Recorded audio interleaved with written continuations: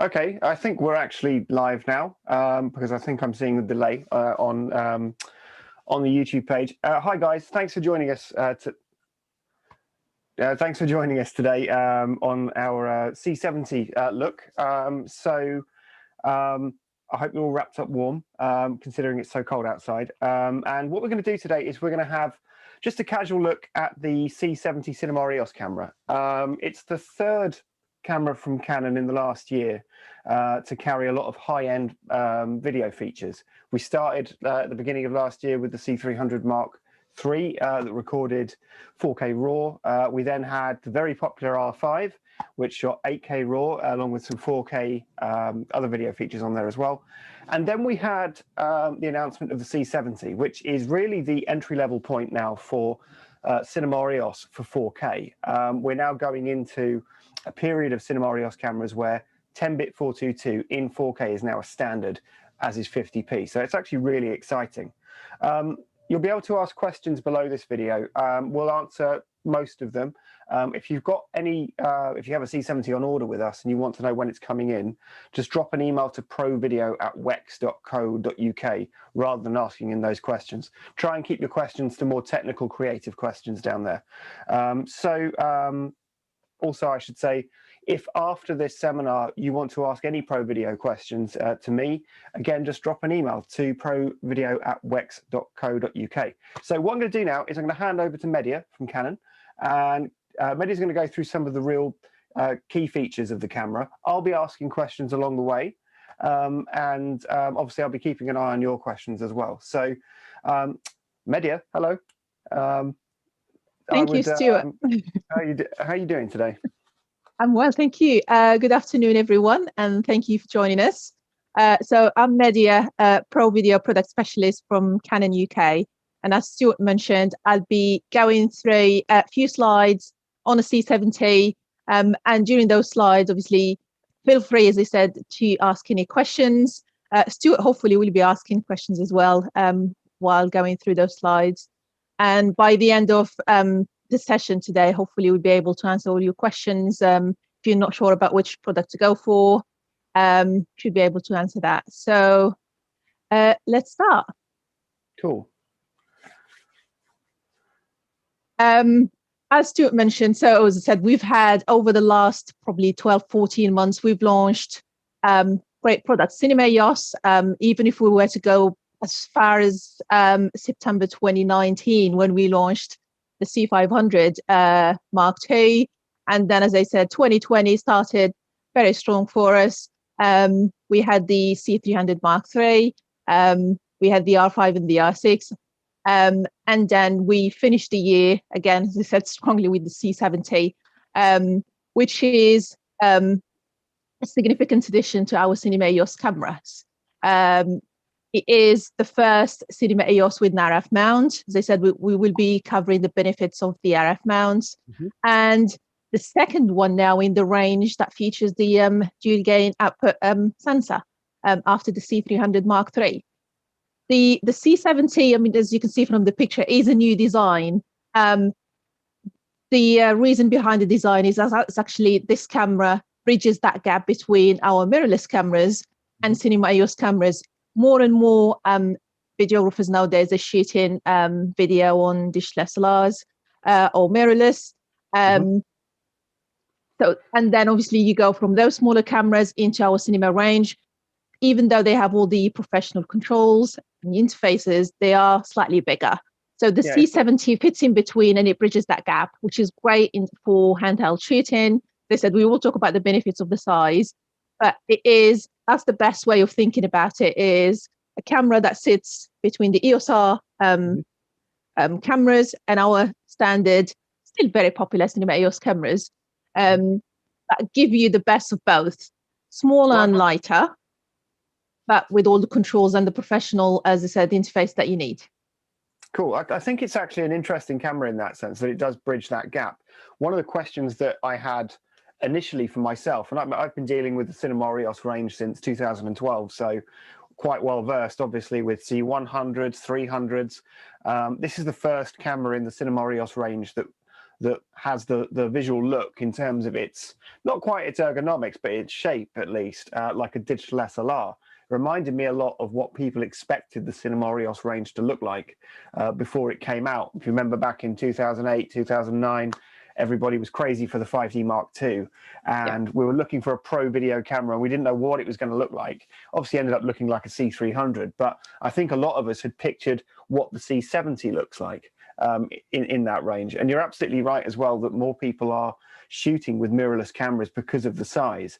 You know, there's a lot of gimbal mounted cinematography out there right now, and the larger cameras simply are quite hard and quite heavy to balance on a big gimbal. So something small like this that offers you the familiarity of that mirrorless shape and size is actually really useful for a lot of filmmakers who are looking to get the functionality of something high end like a C300, but use it in a much more portable shape. So I've actually had the camera for a couple of weeks before, and it's surprisingly robust. You know, you pick it up and it feels very solid, and again it feels very familiar. And I think that one of the things that we'll see with this camera is it will appeal to photographers going into video as well as shooters of video.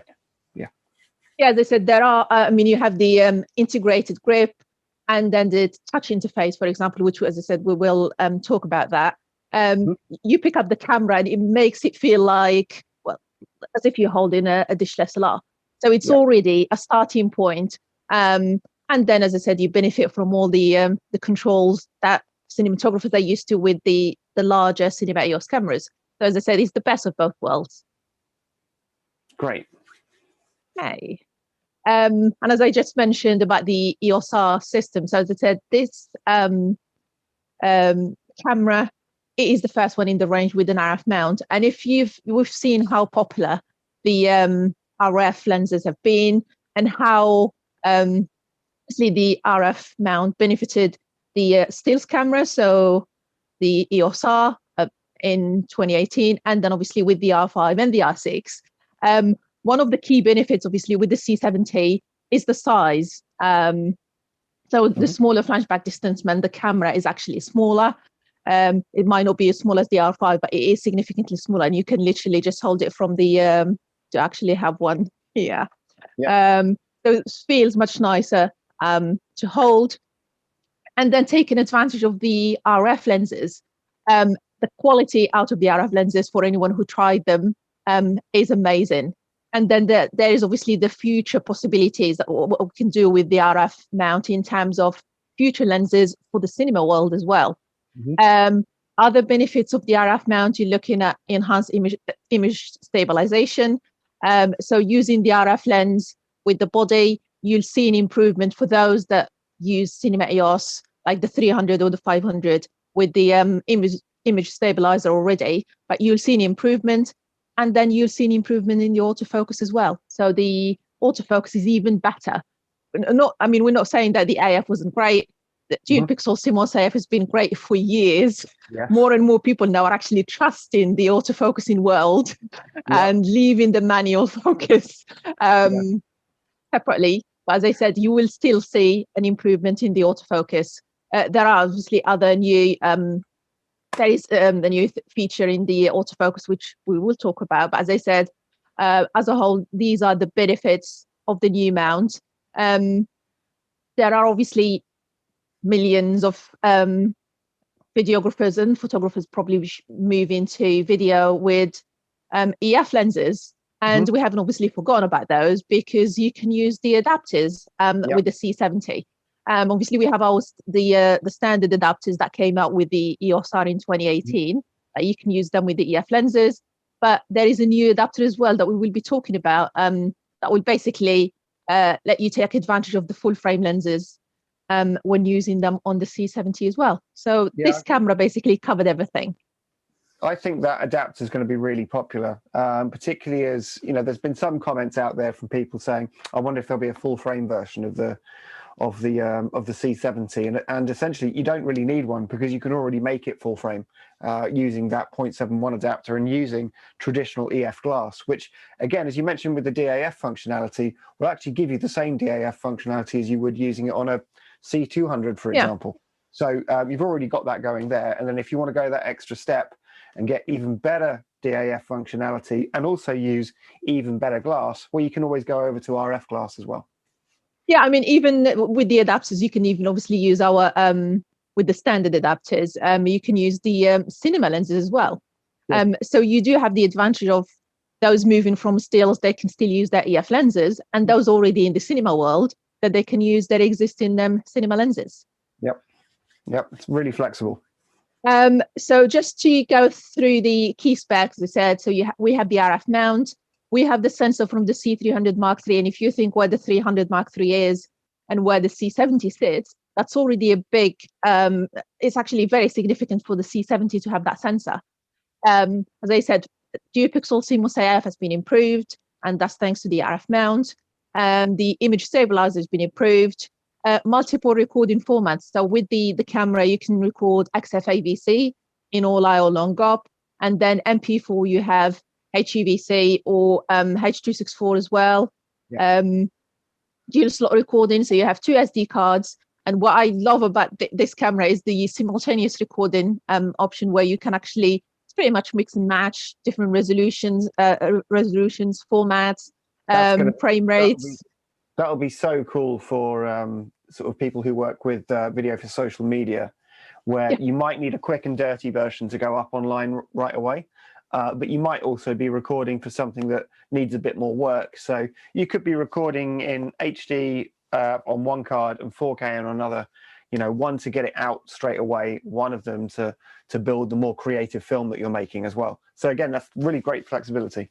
Yeah. High frame rate as well. So the camera can do 4K up to 120, and that's with autofocus. And for the first time in a Cinema EOS camera with audio as well, optional. So you do have the option to do 4K 120 with or without audio. If you're shooting in the crop mode, so Super 16, you can go up to 180, which is crazy. Professional audio. So even though the camera is smaller, you get too many XLRs. As I said, the camera is smaller, lighter, and we introduced the new adapter as well, 0.71 times mount adapter with the C70. There is a new touch interface that we will talk about as well. That's great. That makes the camera a lot easier to use.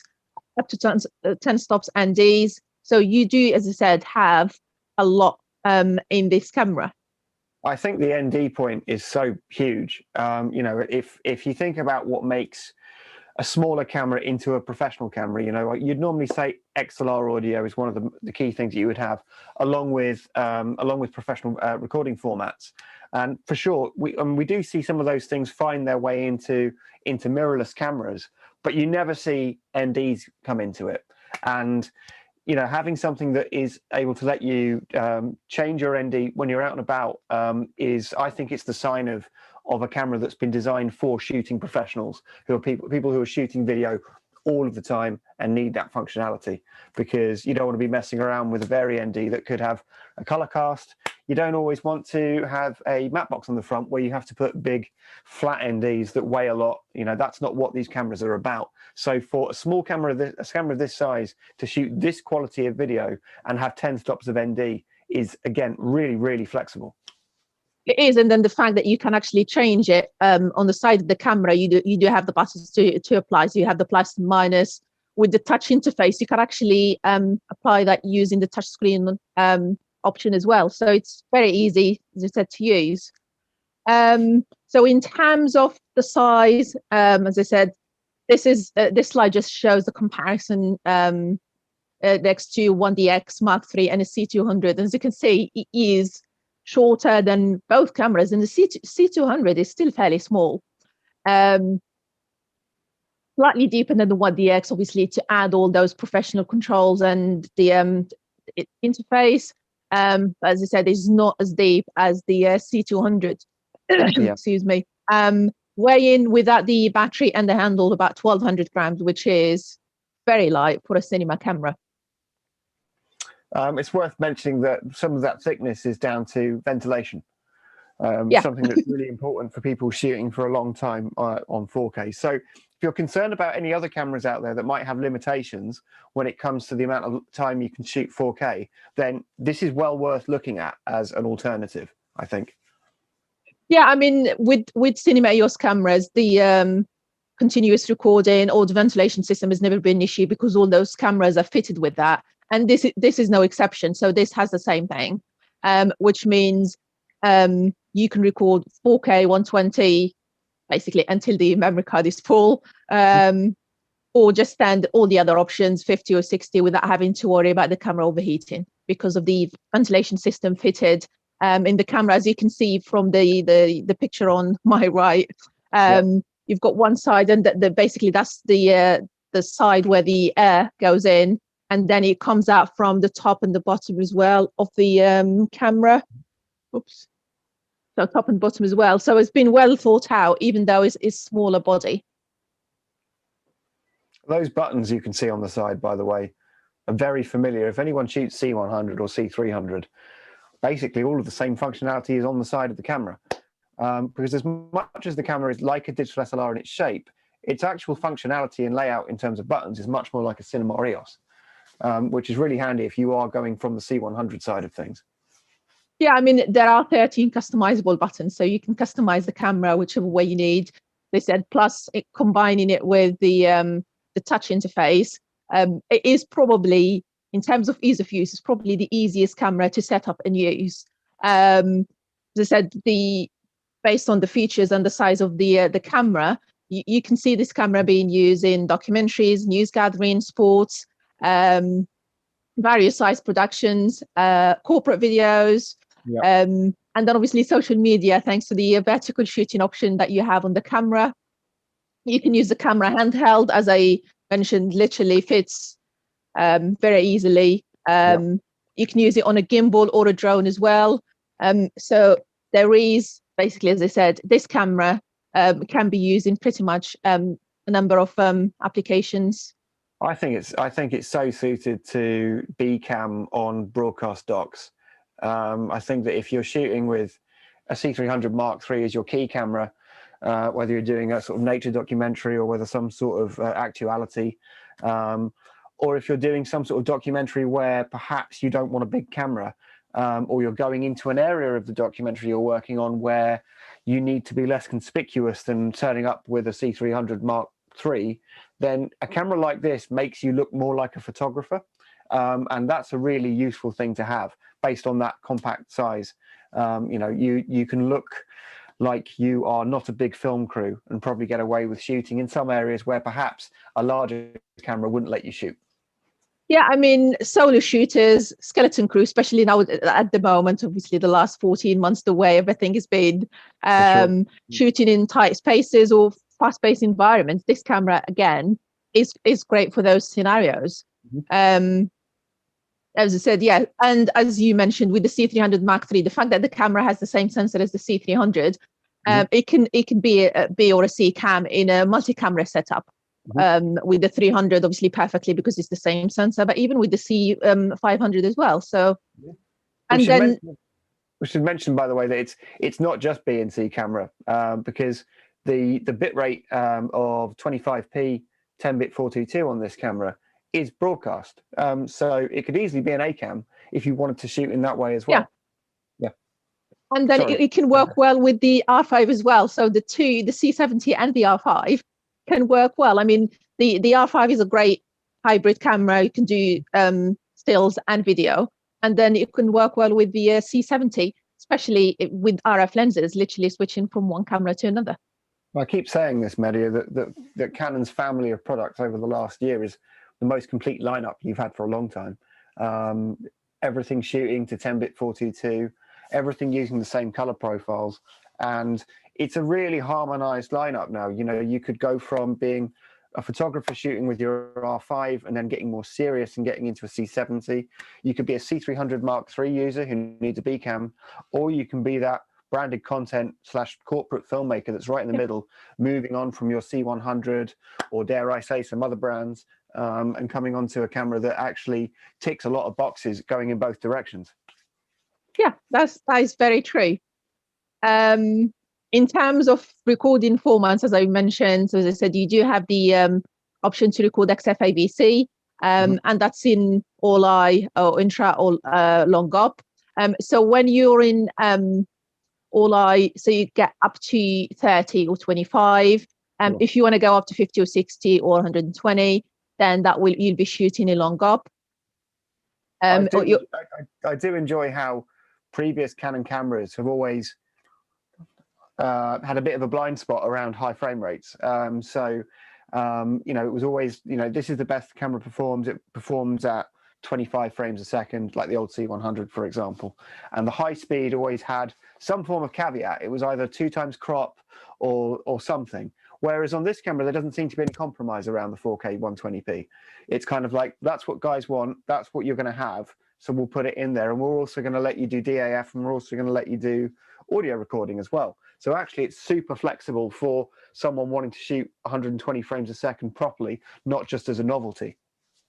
Yeah, I mean, you can do 4K in XFAVC. You can do 4K in HEVC, for sort of high frame rate in XFAVC.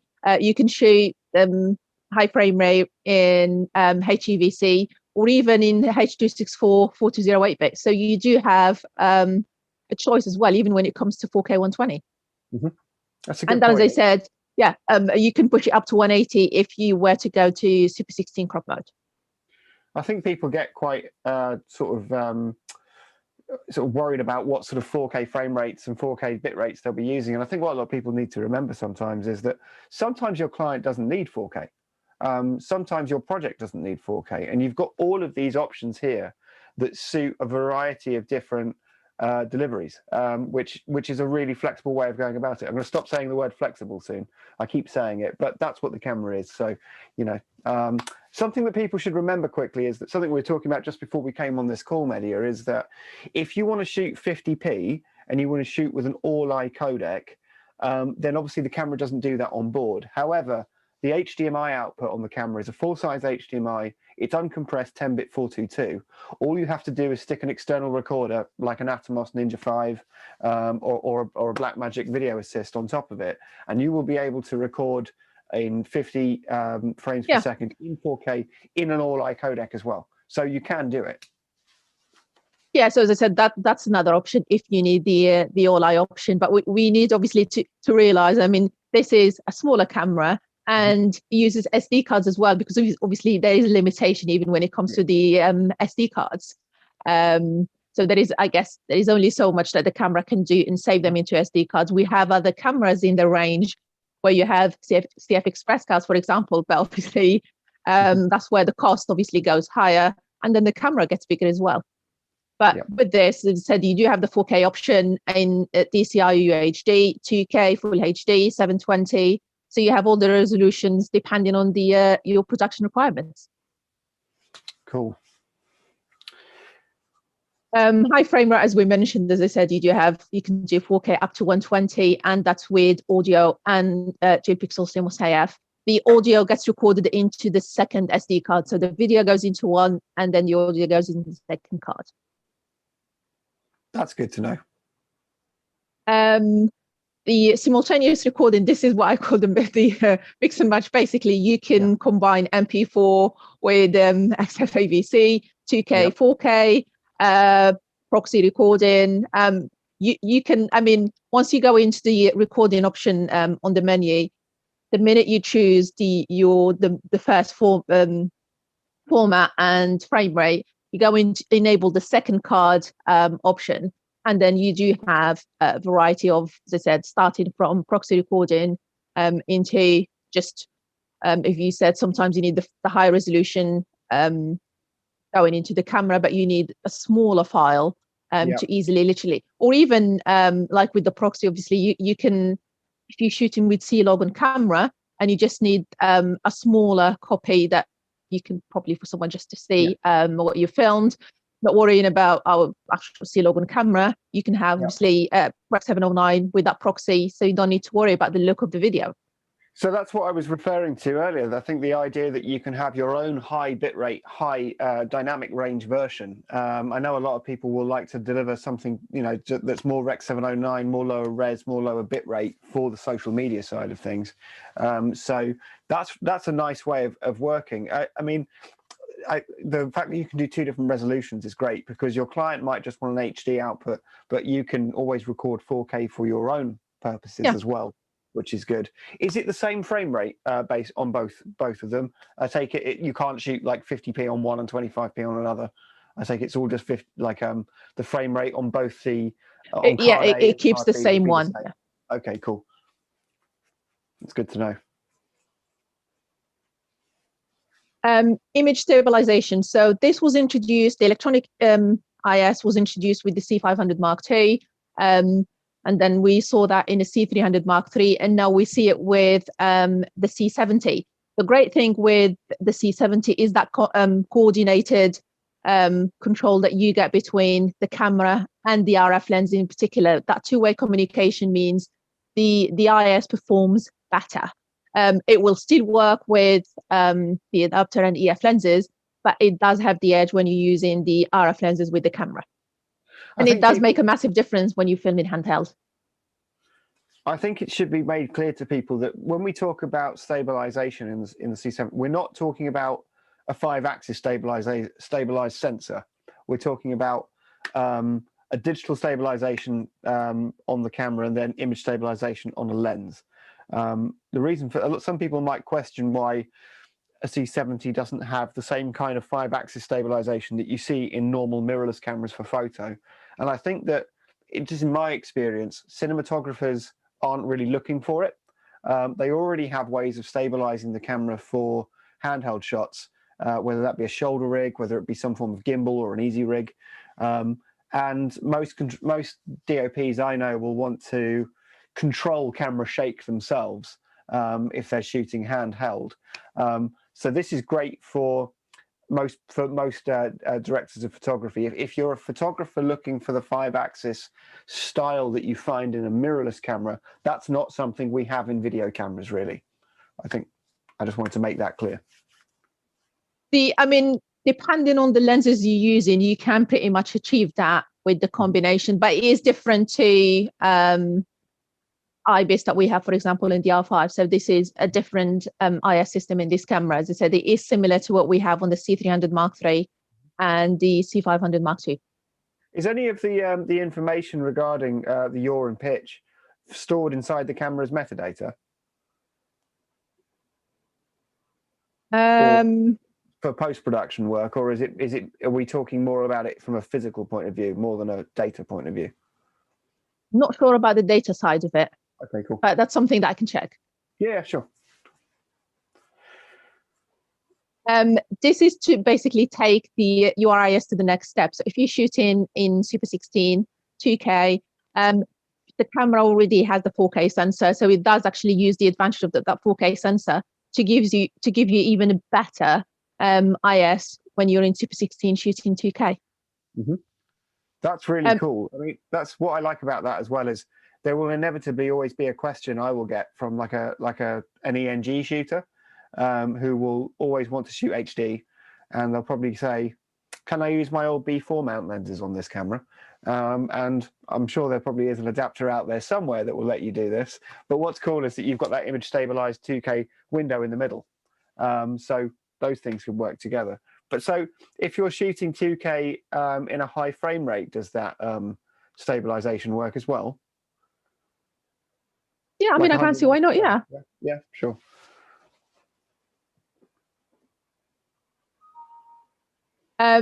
Translation system. So that this is obviously we mentioned this earlier. All our Cinema EOS cameras are fitted with a ventilation system, just to make sure, obviously, with the air intake from one side of the camera, air outlet from the other side, so that the camera doesn't basically overheat, and maintains that performance of the camera. You can record, as I said, for as long as the camera allows you to, in terms of battery life and memory card storage. But apart from that, the heating won't basically limit the shooting capability of that camera. As I said, it is something that you're probably more likely to see with the smaller mirrorless cameras, be it Canon or any other cameras, because they're hybrid cameras rather than dedicated video cameras. So I think the moral of the story there is that if you do want continuous shooting in 4K, in high frame rates or any frame rate really, you're better off going down the route of a cinema EOS camera overall if you are primarily a video shooter than you are going down the mirrorless route, because these cameras are designed to handle a whole day shooting. It's true. I mean, as I said, the R5 is great. It is a hybrid camera. So if you need a camera that will do great stills, give you the option to shoot video, the R5 is still a great choice. But if you need in a camera to do video all the time, then probably the C70, that's where the C70 comes in. Cool. The ND filters, as I said, you can get up to 10 stops ND. The great thing about this is even in that small gap that you get, they managed to fit ND filter system in there, which is about half the size of one if we were to compare it to the C200 one, for example. It just basically shows how tricky it is to actually make that, design it, and fit it in this camera. But it is a great option to have when you're shooting outdoors, for example, and you need that depth of field. If you didn't have this option, then you'd have to be probably panicking, or you might probably have no choice but to close your aperture. But with this, you do have that flexibility. I think one of the things that sometimes people coming from the photography side might not understand about video, if they haven't really shot much video, is that in video, your shutter speed is fixed. And you tend to shoot with one ISO throughout a project to try to make sure that the sort of noise or grain of the image will look the same all the way. And we'll pick a couple of f-stops that we'll shoot at. And what that means is you can't control light coming into the camera using shutter speed, because we fix our shutter speed based on what our frame rate is. If you change your shutter speed outside of what the norms are around that frame rate, the image will start to look quite strange. If it's too slow, it will start to smear. If it's too high, it will start to look kind of ultra sharp. And what we need in that instance is the ND filter. So for example, most of us will be shooting at 25 frames a second with a 1/50th of a second shutter. If you consider shooting at, say, ISO 800 outside and then shooting at f2.8, well, it's highly likely that your image is going to look overexposed if you don't have any ND filters on there. You don't want to adjust your exposure by using shutter speed because of what I've just mentioned about the way that motion looks. You won't want to stop down because you'll lose that depth of field that you're looking for. So it's so important that you use ND filters. And if you haven't shot much video and you're coming in from the photo side, trust me, a camera that has NDs on the camera itself is just such a joy to use compared to having to screw very NDs on or having to adjust the exposure in any other way. So this is a really, really key feature of this camera. I know it sounds small, but it's actually, as always with cinematography, the small things are really the big things. Yeah, I mean, with the shutter speed, as you mentioned, yes, you always basically stick to one shutter speed. With I guess those shooting video on DSLRs and moving into the cinema EOS, they probably will notice the shutter angle where you basically choose 180 degrees and you let the camera work out the best shutter speed based on your frame rate. So when it comes to changing exposure, that will be the last thing you want to touch. And then obviously if you want a particular look with the aperture, so you kind of stuck. Yeah, sure. So we can do shutter angle on this camera, can't we? We can select whether it appears as a you know, in seconds, or if it appears as an angle. So you can choose shutter speed or shutter angle. And for a camera that has 4K frame rates in there, that it's going to be very tempting to play with a lot of the time, high frame rates, it's probably best to set it to 180 degrees anyway, and just and then you're free to shoot in any frame rate and not have to worry about the shutter speed. Yeah, at least that will be one less thing to worry about. Yep. So autofocus, as I said, the dual pixel CMOS AF is now trusted, reliable, adjustable as well. It does give you so much flexibility in terms of what you can do. That they said it is great. It is the kind of focus that if you're in a tricky situation and now shooting 4K, so we're looking at high resolutions, the last thing you want is to end up with the footage that looked okay on the screen, on the camera screen, but when when you played it back on a bigger screen, it's not as focused as you wanted it to. Yeah. But as I said, with dual pixel CMOS AF, with the one-shot option, continuous AF, face only, face priority, you can fine-tune your AF as well, so you can speed up or slow down the AF response and the AF speed. As I said, these are the options that Cinema EOS users are familiar with. But again, we started to see more of that in terms of the adjusting the AF speed and the response in the dishless SLRs and the mirrorless cameras over the last few years as well. So you do get a lot of flexibility. I think AF has, over the last 3 years, has gone from being something that people didn't really think about very much in video to something that's now an essential aspect of one-man band shooting, particularly in the current environment where we're not going to see big crews with focus pullers alongside unless they're very, very COVID safe, narrative dramas. I think that the ability to be able to hold somebody's face in focus while shooting on your own with the camera either handheld or on a gimbal is such an important thing now. And that's where, the Canon brand has led the way since the original C300 Mark I that had DAF, the second iteration of it. The C100 Mark II had it in there, and it's come on leaps and bounds since then. We've tested this AF out on the C70, and we're really impressed with it. And it's important to mention that you get a bigger coverage using RF lenses. You get a slightly smaller coverage using the speed booster adapter, or the 0.71 times focal reducer. Yeah, with the new adapter, the AF area is smaller. Otherwise, you are looking at 80% by 80%. As I said, you will notice that slight difference in the AF response when using RF lenses compared to EF lenses. But as I said, it's still very fast because it's a touch AF as well. So you can tap on the screen to choose where you want the camera to focus. And this is the a new addition to the autofocusing on the C70. It's something that we've seen on the 1DX Mark III, the R5 and the R6, but it is the first Cinema EOS camera to have the ITR AF, which basically mean if you film in a person walking in front of you, if they're facing the camera with the other Cinema EOS cameras, the minute you turn your head away from the camera, you'll have to you need to just use the standard autofocus rather than rely on the face detection. This ITR AFX works in conjunction with autofocus with the face detection. So even if the face is sideways or turned away, like basically the person is walking in front of you and you're following them, so you've got the back of the head, the camera can still track the head because of they said this algorithm, head detection algorithm fitted in the camera. We first introduced it in the 1DX Mark III, but as I said, since then it's been added in quite a few cameras. Is that functionality across whether you're using an RF lens or you're using an EF lens with the adapter? Does it still do that, or is it something that only? It is, because it's more to do with the dual pixel CMOS AF rather than the which type of lenses that you're using. So it's more in communication, and you will be getting dual pixel CMOS AF with EF or RF lenses, so it's not going to affect that.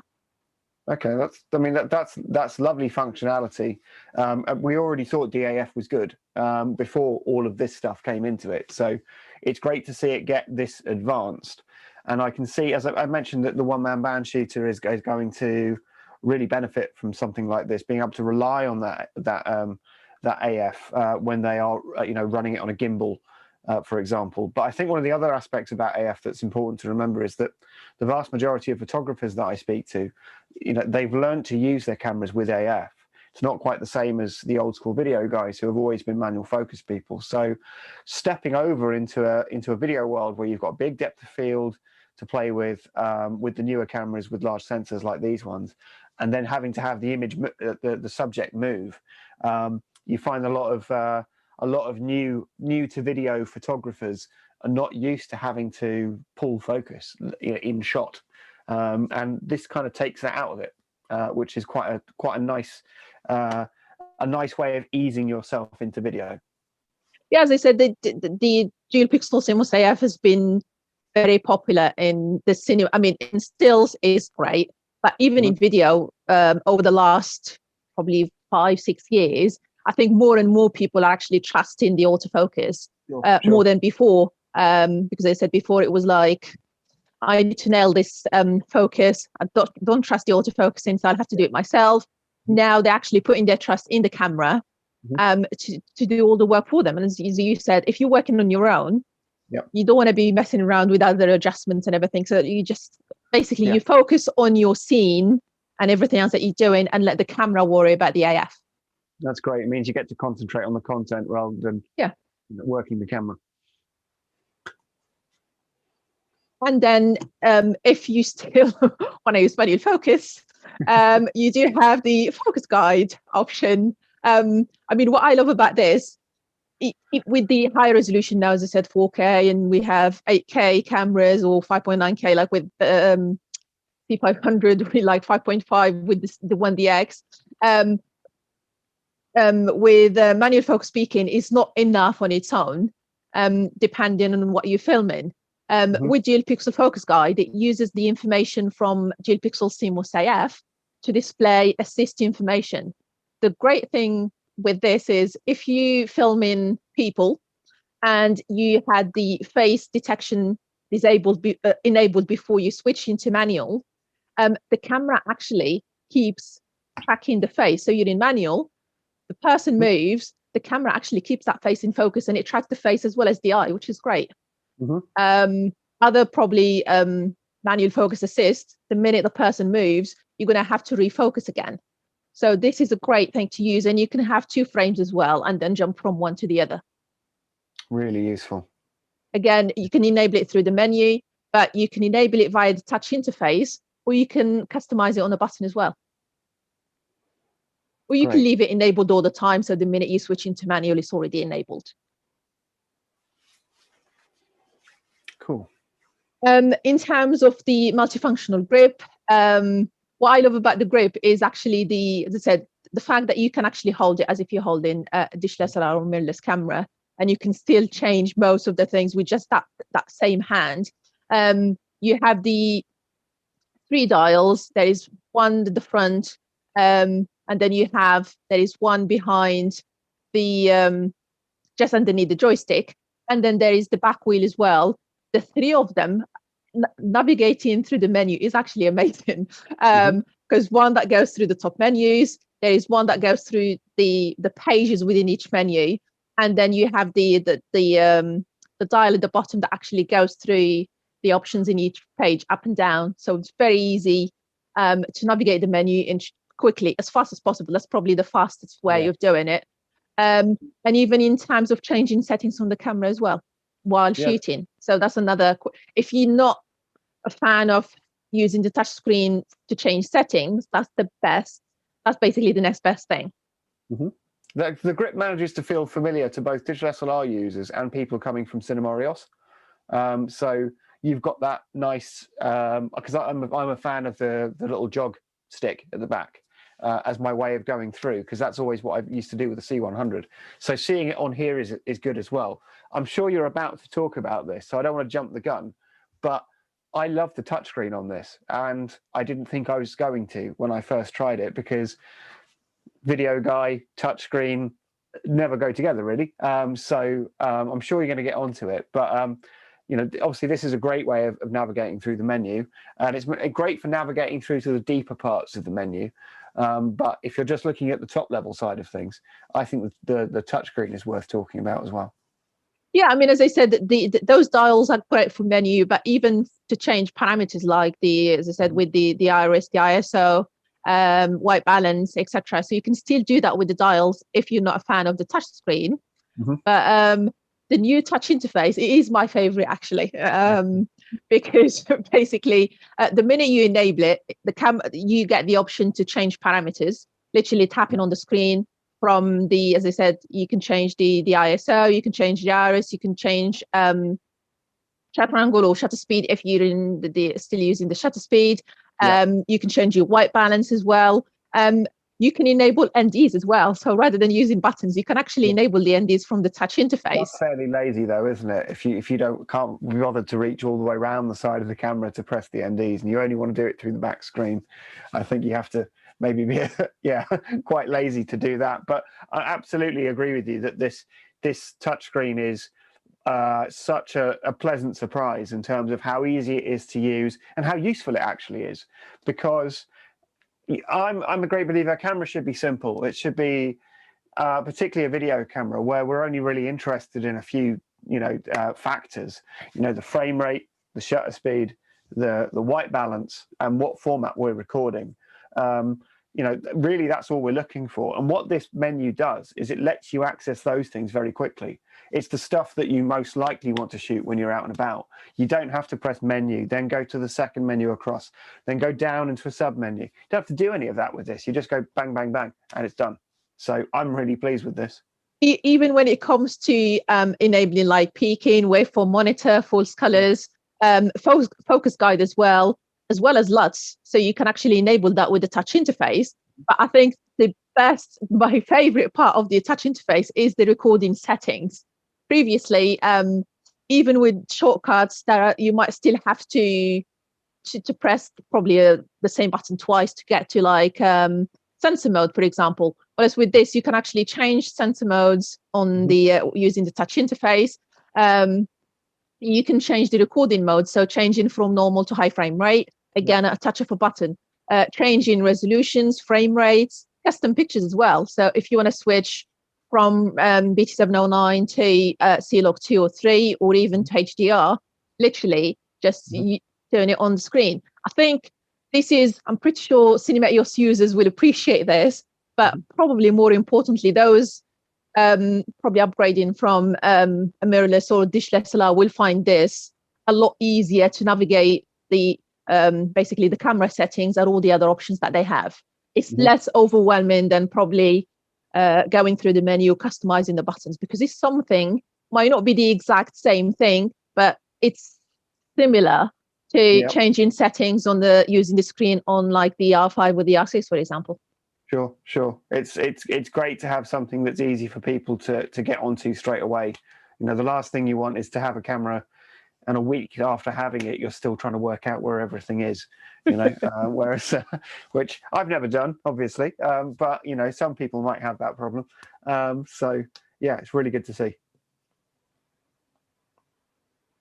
And then probably the best feature in the camera, just joking, the vertical shooting. Obviously, more and more people now are shooting content for social media. And this camera basically just give them the helping hand with the vertical shooting option. And it's not just obviously the vertical user interface display, it's even the you get the tripod attachment on the side of the camera as well that will allow you to actually use it vertically rather than horizontally, which is great. Does the menu change orientation as well? Yeah, so not the menu settings, it's just what you see on the screen. What you see on the screen. Okay, cool. Yeah. I know a lot of people out there, particularly in the video world, can get quite snobby about vertical video.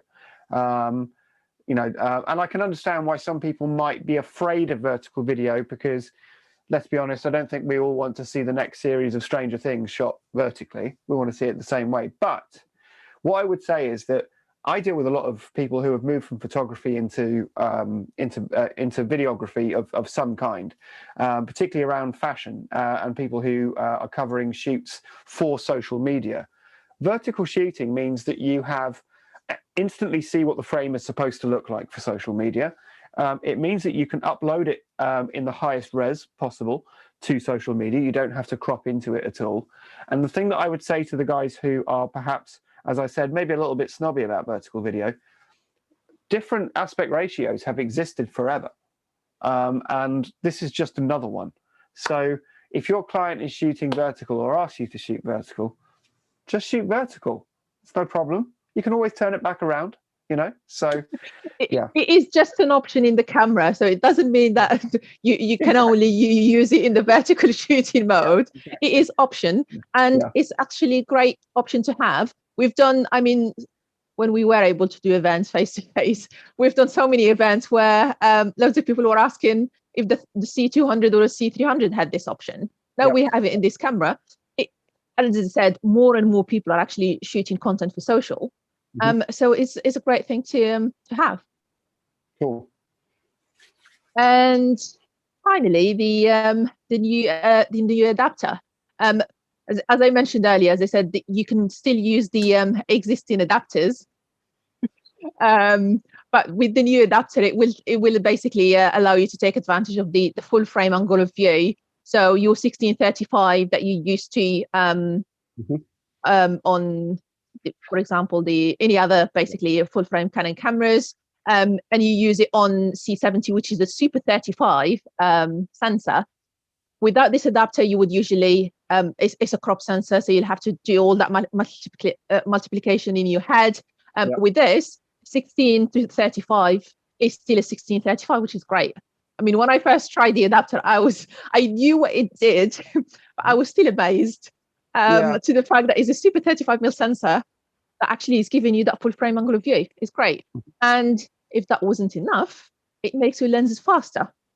Yes. So you're using 4, you get a 2.8. So that's an added bonus. I think it would be so nice to use that at night. Just imagine like this with one of like a 50mm 1.2 or a 50mm 1.4. There are some great 50s out there. You couple it with this adapter, you go out and shoot at nighttime. I know it's a bit cliched, I guess, but just the type of box you're going to be getting from stuff is going to be gorgeous, particularly combined with your color science as well. So it's worth pointing out that with it being a focal reducer, if you have EFS lenses, don't use this adapter, use a normal adapter, because obviously it will vignette. It won't actually fit, I don't think. An EFS lens won't actually go onto it. The EFS lenses are designed for Super 35 or APS-C, not for full frame. So this adapter is for use with full frame lenses. Canon L series, other third-party lenses are available in full frame as well. But Canon L series will work the best. Yeah, I mean, for those that have the, as you said, EFS lenses, they're not going to need to invest in this adapter because they can just use the standard adapter from their EOS R system cameras and just use it with the C70 because it's going to fit perfectly on a Super 35. But those, as I said, with all the other EF lenses, then this adapter, I mean, you don't have to use it, but I bet you the minute you test the adapter, I don't think you're going to be able to let go of the adapter over the others. Yeah, I think from the filmmaking point of view, EF glass is still extremely valid. And I can see the RF side of things, beautiful as the lenses are, maybe being more, there will be the perfect choice for people who are both photo and video. I can see a lot of video guys maybe holding on to their EF glass for a bit longer. And these adapters make it still worthwhile. So yeah, I mean, definitely we're not saying this is C70, you need to use or you have to use RF lenses. Obviously, if the person using the C70 can use or just get RF lenses, we have great range. But EF lenses, we've been making EF lenses for years and years. So the range of the EF lenses that we have is massive in comparison. And to basically just say, let's forget about that, it's definitely not an option, especially as you said, there are loads of people out there using Canon glass, may not necessarily have a Canon camera, but they use the Canon glass. So this is, as I said, this is still an option for them, not forgotten about the EF lenses. You can still use them. With this adapter, as I said, if you're using full frame lenses, or the standard adapters if you're using EF lenses or other basically lenses. So yeah, you do have the option between the two. Obviously, the adapter is a separate thing, so it doesn't come with the camera. It is an option that you can go for when you get the C70. Cool. So do we have any questions from? Oh, we do. Are we at the end of the presentation? Yeah, that would be the last one. So I'm just gonna go back to the first slide, and then we can basically do the. We have one question from Tamino Castro. It's a cool name, isn't it? It's actually not to do specifically with the C. Well, it is to do with the C70. His question is not related, but does this camera have Wi-Fi like the C200? No, but you can basically add Wi-Fi to it. So basically, you need a third-party accessory to make the camera wireless, or to add Ethernet port. Okay. Otherwise, the camera as standalone as it is, it doesn't have built-in Wi-Fi now. That's actually one great thing worth mentioning. There are a number of USB adapters, third-party adapters that you can use on the C70 that will allow you to control the camera wirelessly. Browser remote that sleeves with the C200, you can just basically connect the camera to the browser remote and you can control it wirelessly. You can pretty much change all the settings on the camera, even with the autofocus, dual pixel focus guide, etc. If you get the third-party adapter with the C70, you have the same flexibility. The USB adapter will also allow you to add like an Ethernet port as well, if you want to do it that way. And IP streaming. So with the third-party adapter, you can actually use IP streaming, which they said once you have the Ethernet or the wireless capability added, you can do that too. Cool. Well, Tamina, I hope that answered your question. I think that was quite a thorough explanation. That was a lot of stuff I didn't know as well. So thank you for that, Mehdia. I'm just trying to think if there are any more questions from myself. I was going to say one thing worth mentioning is the speed of the SD cards. We basically, if you shoot in XFAVC, if you shoot in higher frame rates, so 4K 120, V90 SD cards are the ones we recommend. We're not so basically saying that the slower cards won't work, but obviously it might affect the performance of the camera. So V90 ones are the best. You have obviously there are SanDisk card, Pro Grade, Angel Bird cards. Those are all fine with this camera. I would be probably careful trying and buy the very cheap SD cards out there in the market, because they might not work with the camera because of the speed. Yeah. So that's one thing to be careful about. Okay, that's really good advice. I have a quick question actually about power. I believe the camera is supplied with one of the, is it an AC30 battery? BPA 30, yes. BPA 30, sorry. And that's the smaller camera. Anyone who's got a C300 Mark II or a C200 will know that as the battery that comes with the camera. It's quite small, and those other two cameras eat through it quite quickly. My understanding is the C70's battery life is actually really good with one of those batteries. Yes.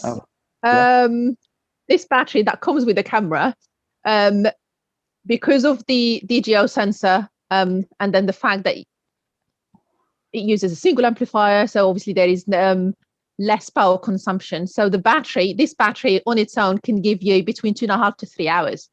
It's crazy. And then if you get the BPA 60, then you can get between 5 to 6 hours with that. So even the standard battery can keep you going up to 3 hours. You do get the part of the charger is the mains adapter, so you do get the CP200L, which can power the camera as well. So if you're somewhere where you're not moving, you can actually power the camera from the mains as well, if you want to. That's really helpful. I think that the flexibility of that battery type is great, because it means you don't have to have big, heavy batteries with you. You could just have a couple of those. I mean, like two of the 60 watt-hour versions will probably get you through a good part of a shooting day, which is brilliant. And also with the 30s, you can keep it super lightweight to try to make the most out of that small form factor. The camera uses miniature XLRs. Does the camera come with a mic holder at all? Yes, you get a mic holder. Okay, cool. So that mounts onto the body somewhere? You mount it to the handle. Oh, to the handle. Okay, so there's a top handle with the camera as well. So there is a top handle, and then there is the I don't know if it was in any of the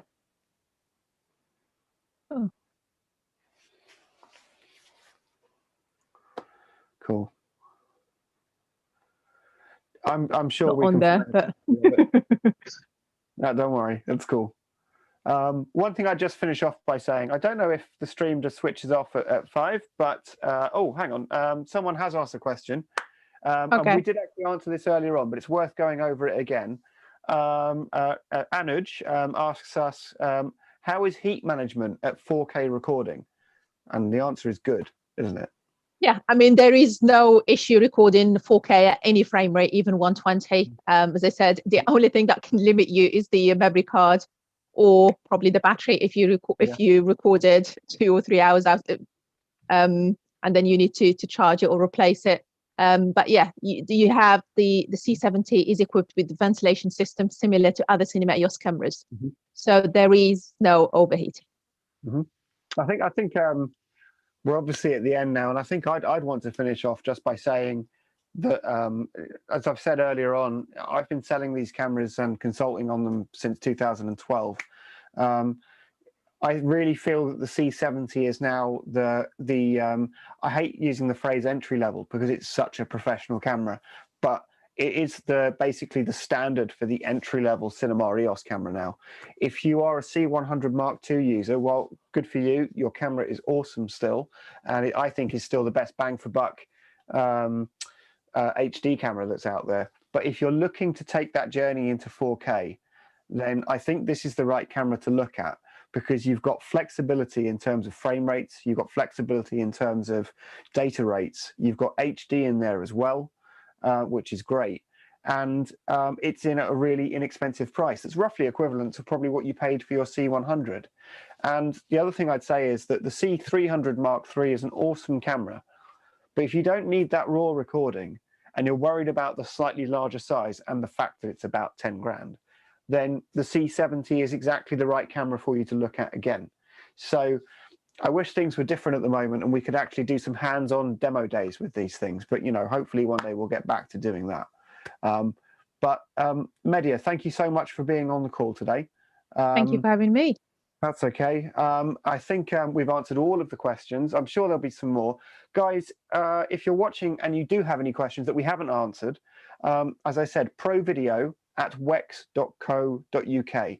Just pop a question over to there and we'll be able to get back to you with the answer. Similarly, if you want to talk about putting a kit together, you'll probably end up talking to me. Then just, again, provideo@wex.co.uk, and we'll see what we can do for you. So thanks very much, guys. Thank you. Thanks.